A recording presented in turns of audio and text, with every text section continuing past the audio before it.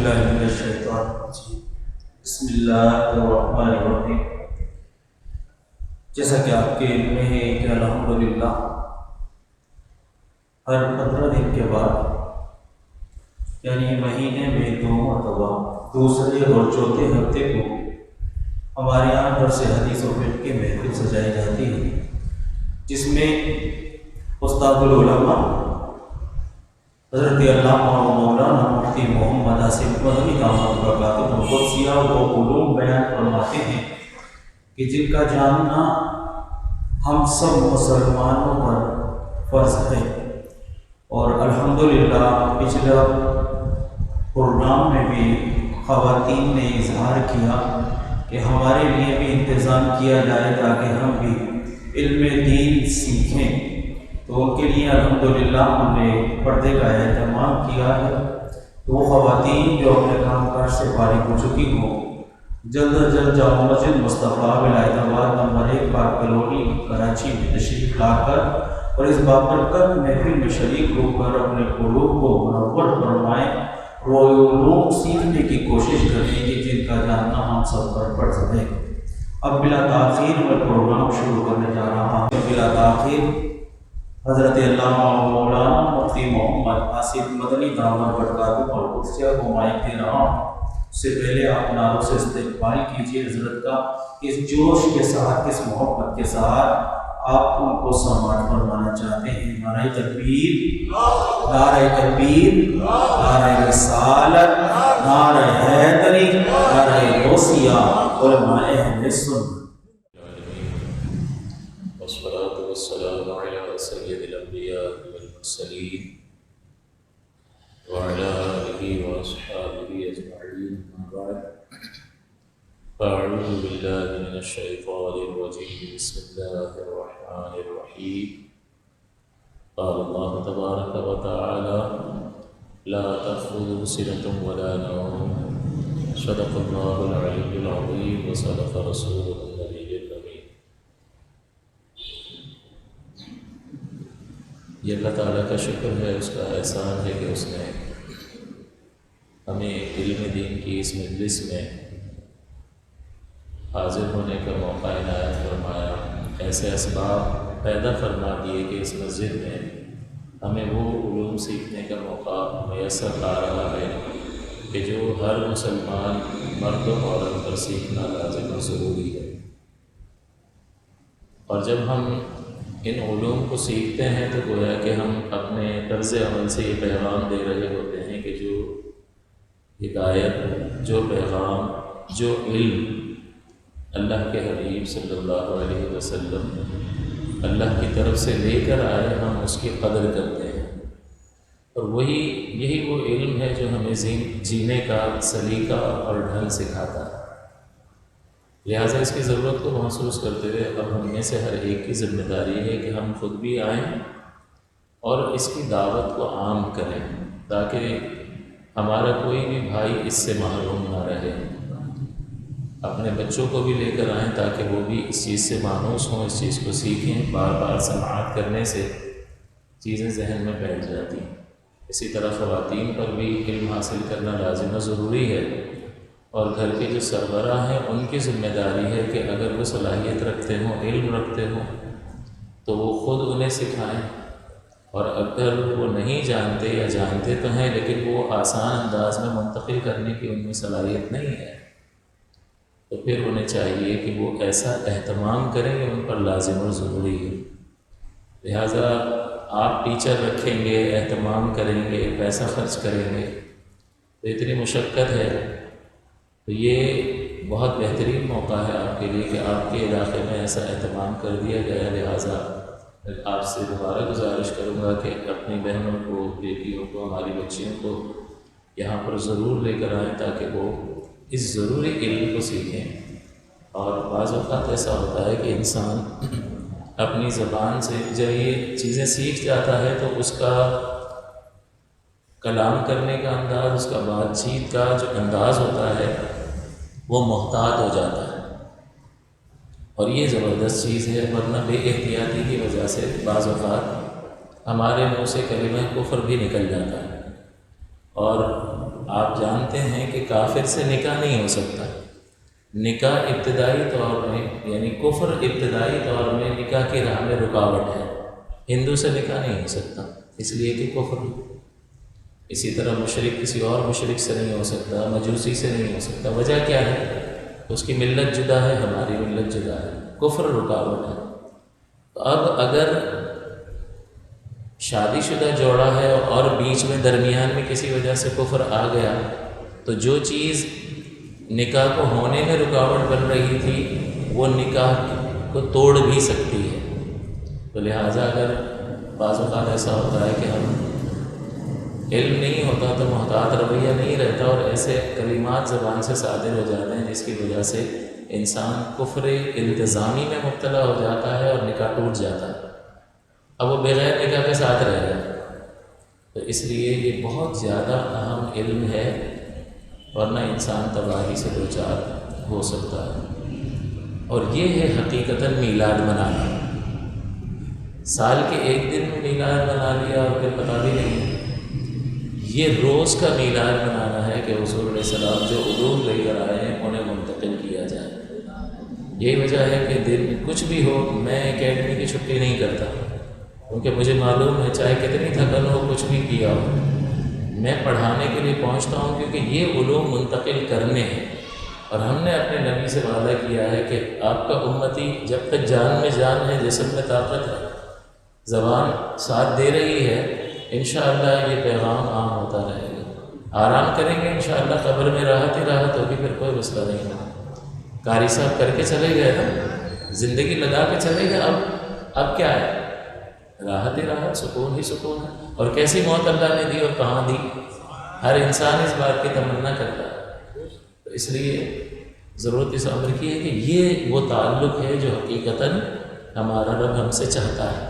میرے آقا و مولا صلی اللہ علیہ وسلم آئے، آپ نے جہالت کا خاتمہ فرمایا، علم کو عام کیا، پھر آپ ظاہری طور پر پردہ فرما گئے اور آپ فرما کر گئے کہ میں تمہارے درمیان دو چیزیں چھوڑ کر جا رہا ہوں، ایک قرآن اور دوسرا میرے اہل بیت. تو اس کا مطلب یہ ہے کہ اگر اس سے جڑے رہیں گے تو وہ نبی کے مشن سے جڑے رہیں گے، سیکھیں گے بھی سکھائیں گے. تو جو اس مشن میں جس درجے میں بھی ساتھ دے گا، سیکھنے کے درجے میں ہو، اپنی ذات پر نافذ کرنے کے درجے میں ہو، اپنے گھر والوں پر دین کو نافذ کرنے کے درجے میں ہو یا کسی بھائی تک پہنچانے کے درجے میں ہو، خواہ کسی بھی درجے میں ہو، وہ حقیقتاً میلاد منانے والا ہے. تو لہٰذا ہمیں ان علوم کی قدر کرنی چاہیے اور ایسے موقعوں کو ہاتھ سے نہیں جانے دینا چاہیے. پچھلے درس میں میں نے چند چیزیں آپ کی خدمت میں ذکر کی تھی جو تھوڑی سی مشکل تھی کہ اللہ تعالیٰ ہر ممکن پر قادر ہے. تو تین چیزوں کا تصور ہم کر سکتے ہیں کہ ہے واجب جس کا وجود ہمیشہ ہوگا، ختم ہو ہی نہیں سکتا، اور وہ ذات باری تعالیٰ ہے. اگر میں کہوں واجب کس کو کہہ سکتے ہیں؟ اللہ تعالیٰ. اور دوسرا ہے جو ہو ہی نہیں سکتا اس کو کہتے ہیں محال. اور تیسرا ہوتا ہے ممکن، اللہ چاہے گا تو ہوگا، اللہ چاہے گا تو نہیں ہوگا، ہو بھی سکتا ہے اور نہیں بھی ہو سکتا. تو یہ تین تصورات ہیں. اور اللہ تعالیٰ کی قدرت جو ہے وہ واجب کو داخل نہیں ہے کیونکہ قدرت اثر کرتی ہے اور واجب اثر قبول نہیں کرتا. اسی طرح محال تو پیدا ہی نہیں ہو سکتا تو وہ اثر کیا قبول کرے گا. لہٰذا واجب اور محال قدرت سے خارج ہیں اور ممکن قدرت کے تحت داخل ہے. لہٰذا میں نے آپ کی خدمت میں عرض کیا تھا کہ ان اللہ علی کل شیء قدیر، بے شک اللہ تعالیٰ ہر ممکن پر قادر ہے. اور بعض لوگوں نے یہاں ٹھوکر کا یہ کہا کہ کل فرمایا تو سب، اس کا مطلب سب کچھ کر سکتا ہے. اب سب کچھ کر سکتا ہے تو انہوں نے عیوب کی نسبت بھی اللہ کی طرف کر دی کہ جھوٹ بھی بول سکتا ہے معاذ اللہ. حالانکہ ابھی جو میں نے آپ کی خدمت میں تلاوت کی آیت اس میں اللہ تعالیٰ فرماتا ہے لا تأخذہ سنۃ ولا نوم، کہ نہ اللہ تعالیٰ کو اونگ آتی ہے اور نہ نیند آتی ہے. وجہ کیا ہے؟ ہمیں تو اونگ آتی ہے، ہمیں تو نیند آتی ہے، تو کیا ہم کمال والے ہوئے اور وہ عدم کمال والا؟ یہ اونگ اور نیند غفلت کی علامت ہے. اونگ غفلت کی علامت ہے اور نیند تو انتہائی غفلت ہے کہ چوری بھی ہو جائے تو بندے کو پتہ نہیں چلتا. اور اللہ تعالیٰ غافل ہونے سے پاک اور صاف ہے۔ وہ خود فرماتا ہے وَمَا اللَّهُ بِغَافِلٍ عَمَّا تَعْمَلُونَ کہ اللہ تعالیٰ ان کاموں سے غافل نہیں ہے جو تم کر رہے ہو۔ تو دیکھیں عَلَىٰ كُلِّ شَيْءٍ قدیر فرمایا تو پھر سونا بھی چاہیے اس کو اور اونگنا بھی چاہیے۔ ان عیوب کو اللہ تعالیٰ نے نکالا ہے یا نہیں نکالا؟ نکالا ہے۔ اور عَلَىٰ كُلِّ شَيْءٍ قدیر کا جو جملہ ارشاد فرمایا ہے وہ اپنی عظمت کے اظہار کے لیے کہ میں سب کچھ کر سکتا ہوں، یعنی ممکنات، محال میں وہ قدرت ہے ہی نہیں کہ اللہ تعالیٰ جیسی عظیم ذات سے اپنا تعلق قائم کر سکے۔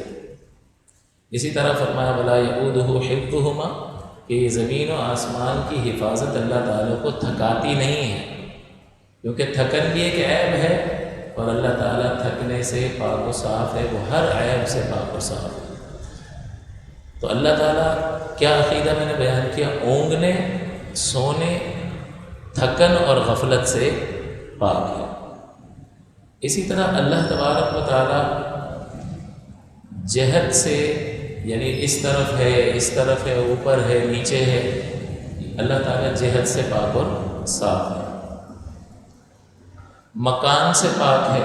اگر مکان اللہ کے لیے مانیں گے تو اس کا مطلب پھر جسم بھی ماننا پڑے گا، اور پھر جسم جس مکان میں ہوگا وہ مکان اس کو گھیر لے گا، اور اللہ تعالیٰ کی ذات پاک کو کوئی نہیں گھیر سکتا، کوئی اس کا احاطہ نہیں کر سکتا۔ لہٰذا اللہ تعالیٰ کے لیے نہ سمت ہے، دائیں بائیں آگے پیچھے اوپر نیچے، یہ 6 سمتیں ہیں، کوئی سمت اللہ تعالیٰ کے لیے نہیں ہے۔ یہ مخلوق کی خصوصیات ہیں، یہ مخلوق کی صفات ہیں، اور اللہ تعالیٰ صفات مخلوق سے پاک اور صاف ہے۔ خود فرماتا ہے لیس کمثلہ شیء، اس جیسا کوئی نہیں ہے۔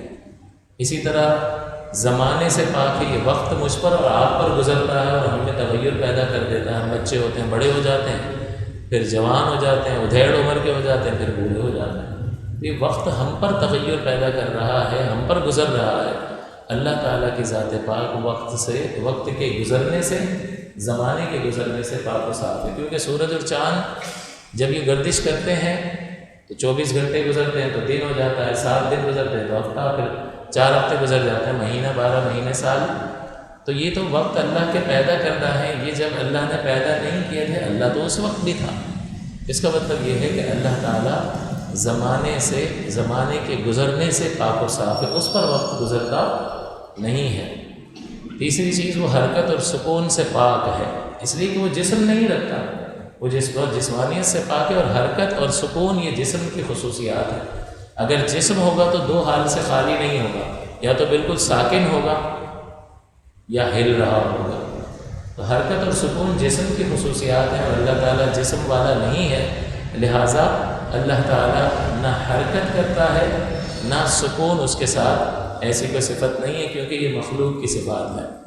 اور نہ ہی وہ شکل و صورت رکھتا ہے، یہ بھی جسم کی خصوصیات سے ہے۔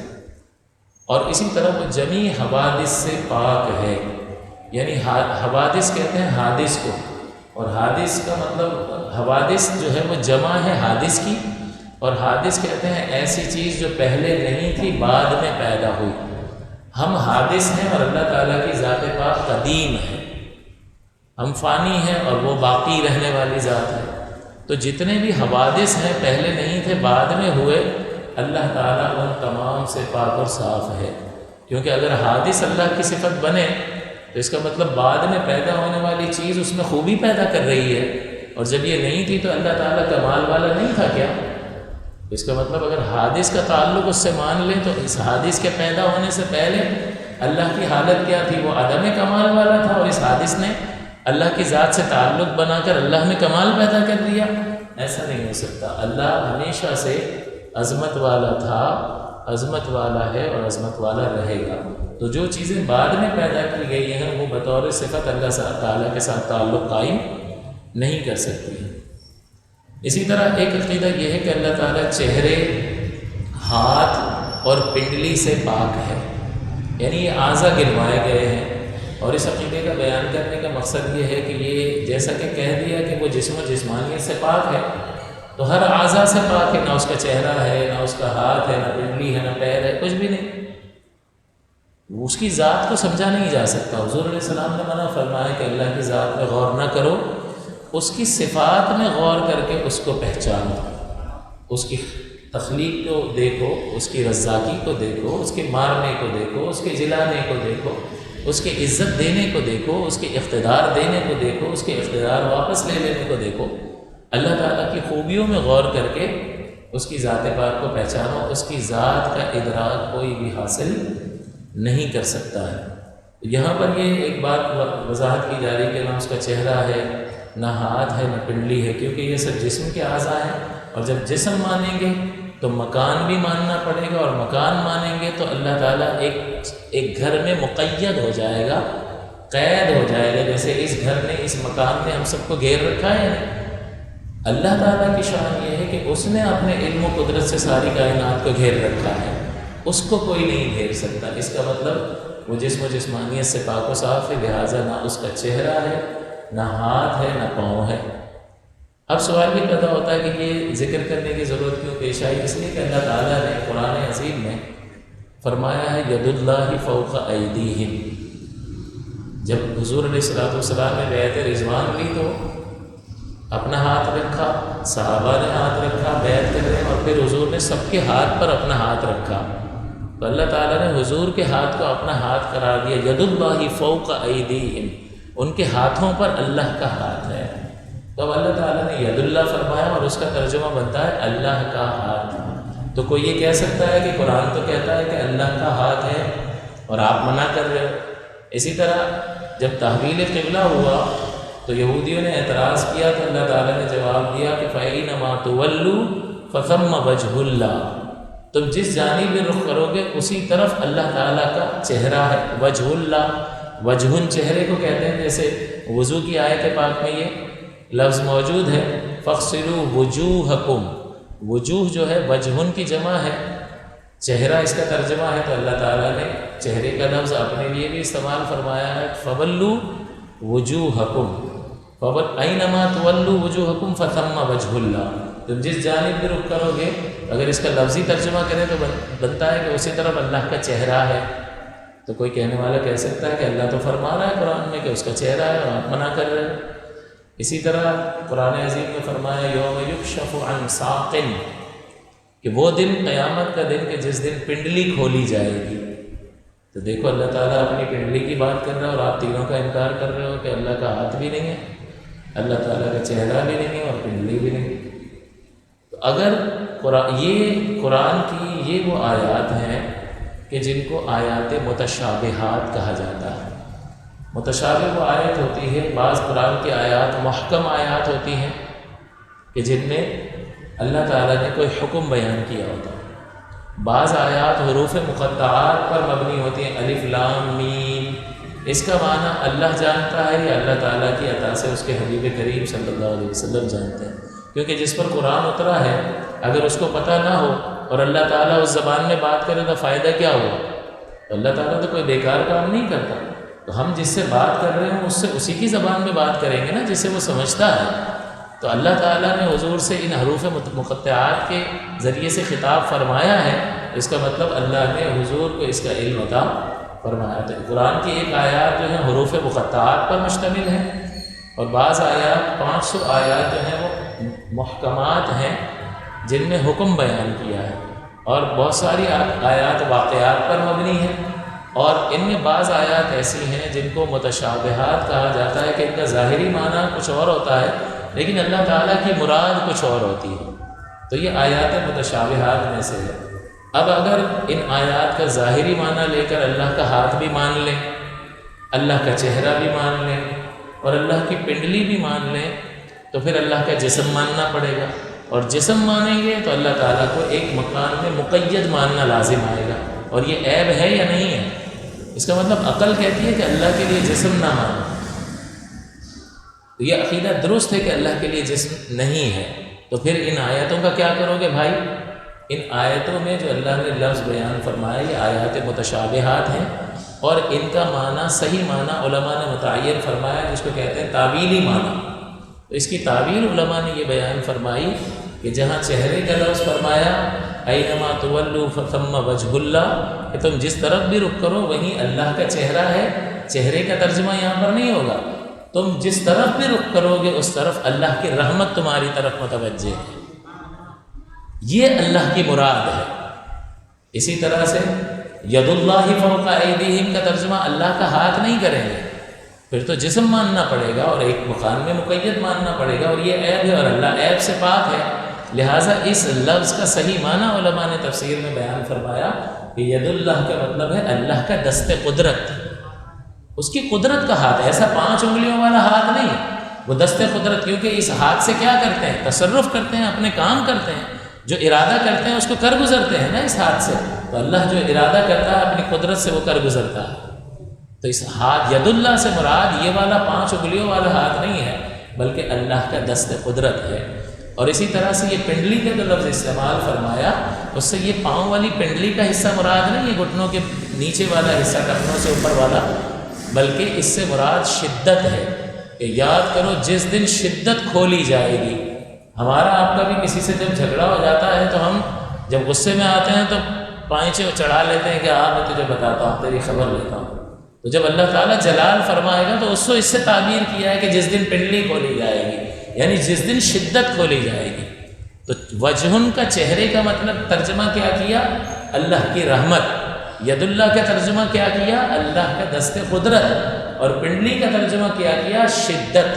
تو جب یہ تینوں معانی اللہ کی مراد کے یہاں پر وہ حقیقی معنی مراد نہیں ہے جس سے جسم مراد لیا جا سکے، بلکہ اللہ کی مراد ید اللہ سے دست قدرت ہے، چہرے کے لفظ سے اللہ کی رحمت ہے، اور پنڈلی کے لفظ سے شدت کا معنی مراد ہے۔ جب آپ یہ معنی مراد لیتے ہیں تو قرآن کا معنی بھی بالکل درست سمجھ میں آ جاتا ہے، اللہ کی مراد بھی سمجھ میں آ جاتی ہے، اس کا انکار بھی لازم نہیں آتا۔ اور عقل کی روشنی میں ہم جس نتیجے پہ پہنچے کہ اللہ جسم اور جسمانیت سے پاک ہے، وہ عقیدہ بھی صحیح درست اپنی جگہ پر قائم رہا۔ اور یہ آیات جو بظاہر ٹکراتی بھی اس عقیدے سے نظر آ رہی تھی، جب ان کا درست معنی اور اللہ کی مراد بیان کر دیا تو وہ آیات بھی درست ہو گئیں، اور حقیقی جو بظاہر تعارض اور ٹکراؤ نظر آ رہا تھا وہ ٹکراؤ بھی ختم ہو گیا۔ تو آپ سمجھ گئے کہ ان لفظوں کا ذکر کرنے کا مقصد یہ ہے کہ جب آپ کہیں گے اللہ کا جسم نہیں ہے تو کوئی آپ سے کہہ سکتا ہے کہ اللہ تو فرماتا ہے چہرہ ہے، دیکھو قرآن میں، اللہ کا ہاتھ ہے، دیکھو قرآن میں، اللہ کی پنڈلی ہے، اور یہ جسم کے اعضاء ہیں۔ جب یہ اعضاء ہیں تو جسم ماننا ہی پڑے گا۔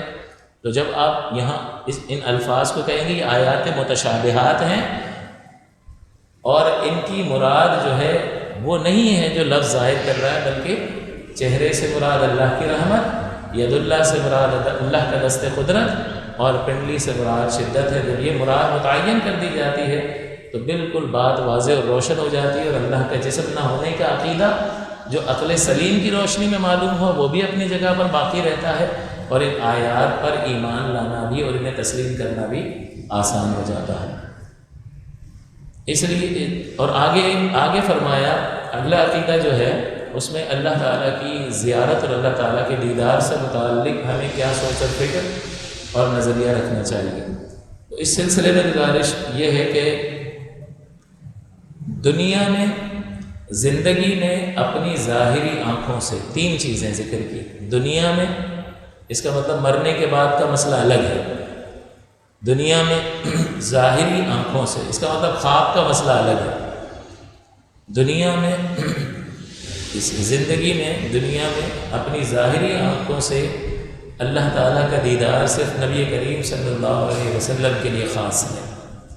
کسی اور کے لیے اگر مانا تو یہ کفر ہو جائے گا کہ جاگتی آنکھوں سے اگر کوئی کہے کہ میں نے اللہ کو دیکھا ہے تو وہ دائرہ اسلام سے خارج ہو جائے گا۔ اس کا سبب یہ ہے کہ حضرت موسیٰ علیہ السلام جلیل القدر رسولوں میں سے ہیں، 5 اولو العزم رسول ہیں، جن میں سے حضرت موسیٰ علیہ السلام بھی ہیں۔ انہوں نے جب درخواست کی تو اللہ تعالیٰ نے فرمایا آپ ہرگز نہیں دیکھ سکتے۔ تو موسیٰ علیہ السلام اتنی عظیم ترین ہستی کو فرما دیا کہ آپ نہیں دیکھ سکتے ہیں، یعنی آپ نے وہ استعداد پیدا نہیں کی ہے کہ آپ دیکھ سکیں۔ تو جب موسیٰ علیہ السلام نہیں دیکھ سکتے تو ہم دیکھ سکتے ہیں کیا؟ تو پھر یہ اعتقاد رکھنا قرآن کی اس آیت کا انکار بن جائے گا، اور قرآن کی آیت کا انکار انسان کو دائرہ اسلام سے خارج کر دیتا ہے۔ تو اس دنیا میں جاگتی آنکھوں سے زندگی میں اللہ تعالیٰ کا دیدار نبی کریم صلی اللہ علیہ وسلم کے لیے خاص ہے، اور اگر کوئی شخص اس طرح کا اعتقاد رکھے گا تو وہ دائرہ اسلام سے خارج ہو جائے گا۔ اور وہی قرآن کی آیت میں نے آپ کو بتا دی کہ اللہ تعالیٰ نے قرآن میں فرمایا لن ترانی، تو موسیٰ علیہ السلام جب بڑوں کو کہہ دیا تو ہماری کیا حیثیت اور اوقات ہے کہ ہم اللہ کی زیارت اور اس کا دیدار کر سکے دنیا میں۔ تو یہ عقیدہ اس آیت پاک سے ثابت ہوا۔ اور مزید اللہ تعالیٰ فرماتا ہے لا تدرکہ الابصار وہو یدرکہ، کہ آنکھیں اس کا احاطہ نہیں کر سکتی ہیں۔ میں آپ کو دیکھ رہا ہوں تو میری نظر آپ کے پورے وجود کو گھیر رہی ہے، آپ کی نگاہ میرے پورے وجود کو گھیر رہی ہے۔ تو جب ہم کسی کو دیکھتے ہیں تو ہم اس کا احاطہ کر رہے ہوتے ہیں۔ اللہ تعالیٰ فرماتا آنکھیں تو اس کا احاطہ نہیں کر سکتی، وَهُوَ يُدْرِكُ الْأَبْصَارَ، اور وہ ہر نظر کا احاطہ کیے ہوئے ہیں۔ اس نے سب آنکھوں کو گھیر رکھا ہے، لیکن کوئی آنکھ ایسی نہیں ہے جو اس کا احاطہ کر سکے۔ تو اگر کوئی احاطہ کرنا دیدار کا مطلب کیا کہ دیکھا تو آنکھوں نے پورا گھیر لیا اس کو، اور اللہ تعالیٰ کو تو کوئی نہیں گھیر سکتا، خود منع فرما رہا کہ آنکھ اس کا احاطہ نہیں کر سکتی۔ اب اگر کوئی عقیدہ رکھے کہ اللہ کو دیکھا ہے تو اس آیت کے مخالف ہو جائے گا یا نہیں ہوگا؟ اور قرآنی آیات کا صراحتاً انکار کرنا جاننے کے بعد یہ انسان کو دائرہ اسلام سے خارج کر دیتا ہے۔ ہاں آخرت میں کیا ہوگا؟ حضرت ابو سعید خدری رضی اللہ تعالیٰ عنہ سے مروی ہے کہ حضور سے سوال کیا کہ حضور کیا ہے آخرت میں جنت میں ہم اللہ تعالیٰ کو دیکھ سکیں گے؟ تو حضور نے فرمایا ہاں بالکل۔ پھر حضور نے ایک حصی مثال کے ذریعے سے سمجھایا کہ کیا تم دن میں ایسا دن جس میں بادل نہ ہو، چاند سورج کو دیکھنے میں کوئی شبہ کرتے ہو؟ نہیں حضور، بالکل صاف نظر آ رہا ہوتا ہے۔ پھر فرمایا کہ جب 14ویں رات ہوتی ہے اور چاند مکمل ہو جاتا ہے اور بادل نہ ہو تو اس چاند کو دیکھنے میں کوئی شبہ اور شک کرتے ہو؟ صحابی نے عرض کی نہیں حضور، کوئی شبہ نہیں کرتے، بالکل پہچان لیتے ہیں اپنی آنکھوں سے، آسانی سے دیکھتے ہیں، اس کو کہتے ہیں چاند ہے، سورج ہے۔ فرمایا اسی طرح سے جنت میں تم اللہ تبارک و تعالیٰ کا دیدار کرو گے۔ اب بندہ کہتا ہے کہ وہاں کیسے کریں گے، کس طریقے سے؟ وہاں احاطہ نہیں ہوگا، جو خرابی یہاں لازم آ رہی ہے وہاں لازم نہیں آئے گی۔ تو اللہ تبارک و تعالیٰ قادر مطلق ہے، اس نے یہاں پر ہمارے اندر وہ طاقت پیدا نہیں فرمائی ہے، اور وہاں وہ طاقت پیدا فرما دے گا تو پھر ہم زیارت بھی کر لیں گے، اور وہاں پر بھی احاطہ وغیرہ نہیں ہو سکتا، اس کی کیفیت ہم بیان ہی نہیں کر سکتے۔ صاحب بہار شریعت مولانا امجد علی صاحب رحمۃ اللہ علیہ نے لکھا کہ بھئی اس کی کیفیت ذکر نہیں کی جا سکتی، اس پر ایمان رکھنا لازم ہے کہ انشاءاللہ حضور کے فرمان کے مطابق اللہ تعالیٰ کا دیدار جنت میں ہمیں ہوگا۔ کیسے ہوگا اس کی کیفیت ہمیں معلوم نہیں ہے۔ مولانا امجد علی صاحب فرماتے ہیں کہ جنت میں جب دیکھیں گے تو ہم بتا دیں گے آپ کو، اور یہ اس لیے فرمایا کہ وہاں پر بھی لوگوں کو علماء کی ضرورت پڑے گی۔ بڑے عیش و عشرت میں بڑے مزے ہوں گے، وہاں تو غم ہوگا نہیں، جو چاہیں گے لَكُمْ مَا تَشْتَهِي أَنفُسُكُمْ، جو تمہارا نفس خواہش کرے گا وہ تمہارے لیے وہاں پر موجود ہوگا، جس کا وعدہ کیا گیا وہ تمہیں ملے گا۔ لیکن ایک وقت آئے گا کہ وہ مانگ مانگ کے تھک جائیں گے اور اب سمجھ میں نہیں آئیں گے کہ آپ کیا مانگیں، تو پھر علماء کے پاس جا کر پوچھیں گے کہ یہ ساری چیزیں ہم نے مانگ لی ہیں، اب آپ بتائیں کہ اللہ تعالیٰ سے اور کیا مانگنا چاہیے؟ تو علماء بتائیں گے کہ اب یہ چیز مانگو تو انہیں سمجھ میں آ جائے گا، پھر وہ مانگے۔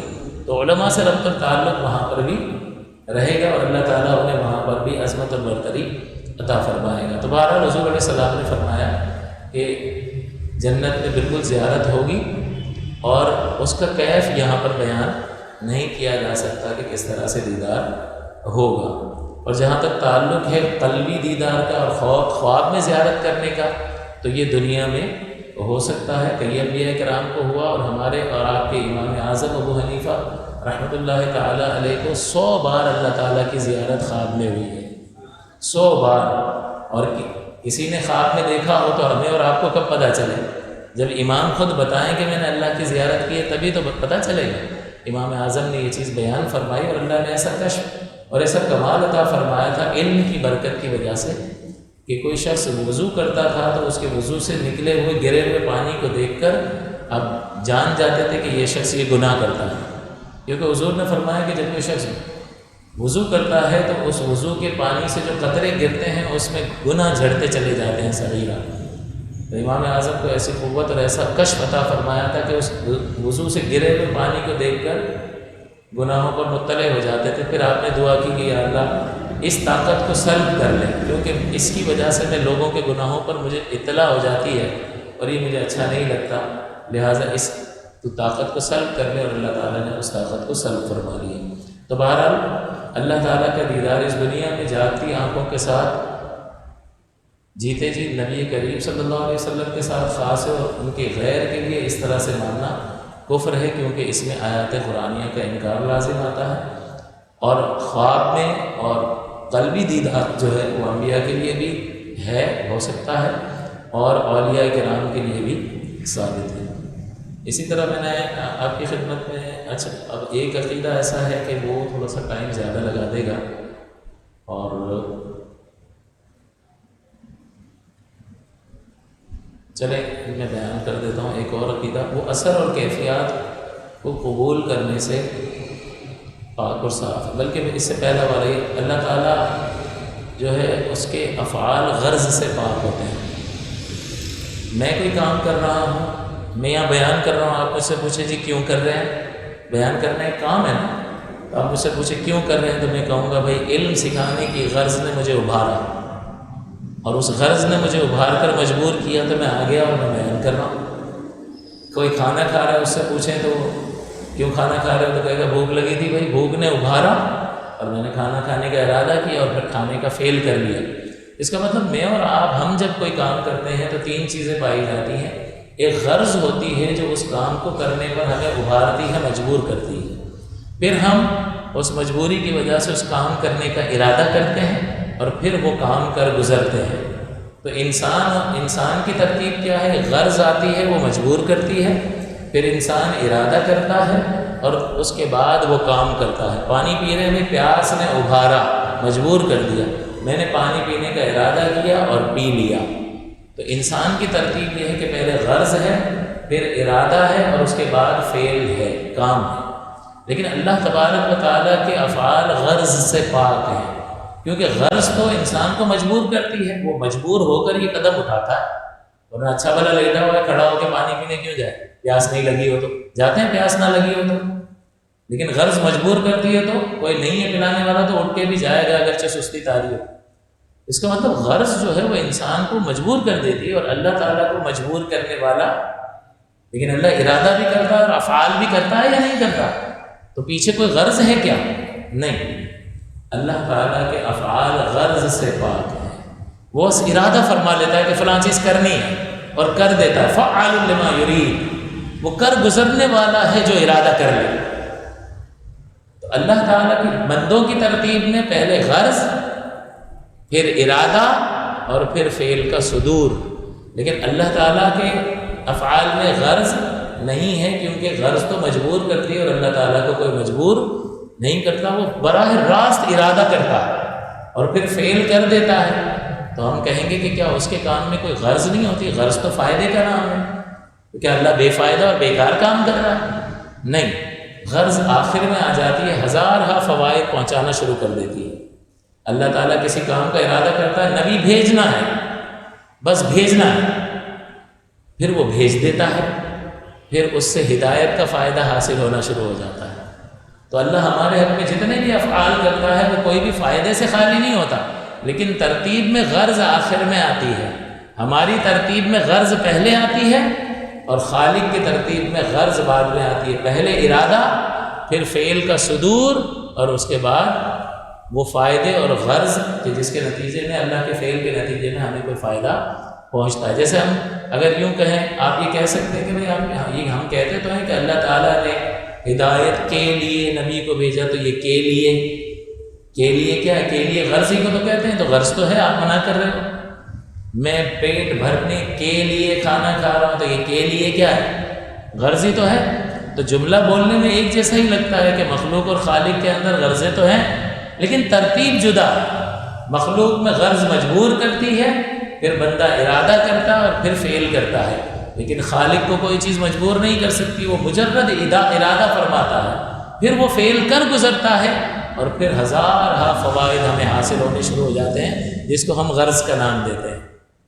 آپ سمجھ رہے ہیں نا کہ جب ہم بھوک لگتی ہے تو وہ ہماری غرض ہوتی ہے، ایک فائدہ حاصل کرنا ہوتا ہے، بھوک مٹانا، پیاس مٹانا، ایک فائدہ حاصل کرنا ہوتا ہے جو ہم سے کام کرواتا ہے۔ تو اللہ تعالیٰ کی ترتیب، افعال کی ترتیب میں، صدور فعل میں ترتیب میں فرق ہے کہ پہلے ارادہ، پھر فعل کا صدور، اور اس کے بعد ہزارہ اغراض اور فوائد اس کے ساتھ متعلق ہو جاتے ہیں، جبکہ بندے کو غرض مجبور کرتی ہے پہلے، پھر وہ ارادہ کرتا ہے اور پھر فعل کا صدور ہوتا ہے۔ تو اس فرق کو ہمیشہ لازم ملحوظ خاطر رکھنا چاہیے، اور جب بھی ہم یہ کہیں کے لیے کا لفظ اپنے لیے استعمال کریں تو وہی ترتیب ہے، پہلے غرض آئی، اس نے مجبور کر دیا، ہم نے ارادہ کیا اور پھر فعل کیا۔ لیکن اللہ کے لیے جب کے لیے کا لفظ استعمال کریں گے کہ اللہ نے ہدایت کے لیے نبی بھیجے، اللہ نے ہدایت کے لیے قرآن بھیجا، تو یہ کے لیے لاسٹ میں آئے گا، ارادہ پھر فعل کا کرنا اور پھر فوائد کا حاصل ہو جانا۔ تو بندے کی اور خالق کی ترتیب میں فرق ہے۔ اگر بندوں والی ترتیب مانیں گے تو اللہ تعالیٰ کو مجبور ماننا لازم آئے گا، اور اللہ تعالیٰ عیب سے پاک اور صاف ہے۔ اللہ تعالیٰ سے دعا ہے کہ اللہ تعالیٰ ان علوم کو حفظ کرنے کی اور اپنے ذہن میں حاضر رکھنے کی اور دوسروں تک پہنچانے کی توفیق عطا فرمائے۔ آمین وآخر دعوانا الحمد للہ رب العالمین۔ اللهم صل على سيدنا ومولانا محمد معدن الجود والكرم وآله وصحبه وسلم۔ اللهم ربنا تقبل منا إنك أنت السميع العليم وتب علينا يا مولانا إنك أنت التواب الرحيم۔ یا اللہ ہم سب کی حاضری کو اپنی بارگاہ ناز میں قبول و منظور فرما۔ یا اللہ علوم اسلامیہ سے ہمارے قلوب کو منور فرما۔ یا اللہ ان علوم کو ہماری بخشش کا سبب اور ذریعہ بنا دے۔ یا اللہ ہماری خطاؤں کے محو ہونے اور مٹائے جانے کا سبب اور ذریعہ بنا دے۔ یا اللہ اس علم کو ہماری خطاؤں کو نیکیوں سے تبدیل فرمانے کا ذریعہ بنا دے۔ یا اللہ اس علم کو ہماری بخشش کا ذریعہ بنا دے۔ اے کریم و رحیم ہمارے عقائد کی، ہمارے خیالات کی، ہمارے نظریات کی حفاظت فرما۔ ہمیں حق عقائد پر قائم رکھ، ثابت قدم رکھ، اور انہی عقائد پر ہمارا خاتمہ فرما۔ وصلی اللہ تعالی علی خیر خلقہ سیدنا محمد وآلہ وصحبہ اجمعین برحمتک یا ارحم الراحمین۔